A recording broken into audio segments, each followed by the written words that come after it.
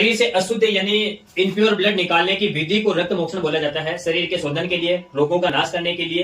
यदि शरीर में अशुद्ध रक्त ज्यादा इकट्ठा हो जाता है तो उसकी वजह से कई रोग उत्पन्न होने के चांसेस रहते हैं।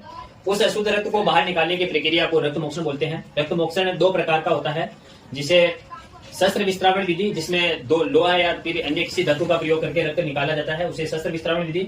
और अनुशस्त्र विस्त्रावण विधि, जिसमें किसी प्रकार की धातु या फिर किसी औजार का उपयोग नहीं करके रक्त निकालने की विधि को अनुशस्त्र विस्त्रावण बोलते हैं। शस्त्र विस्त्रावण विधि दो प्रकार की होती है। एक प्रच्छन्न विधि जो सुकुमारों के लिए की जाती है, और दूसरा होता है सिराभेद। एक आधुनिक मॉडर्न साइंस के अनुसार एक सीरीज होती है।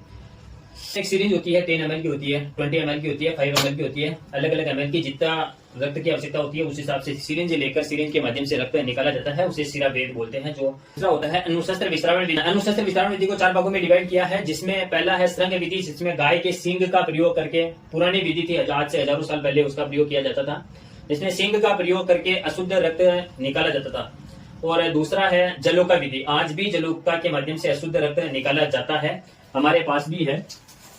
यदि आप हमारे क्लिनिक पर आते हो तो इन छोटी छोटी लीचों के माध्यम से हम ब्लड निकालते हैं। ये लीच है, इसके माध्यम से हम ब्लड निकालते हैं। इसको जलोका विधि बोलते हैं।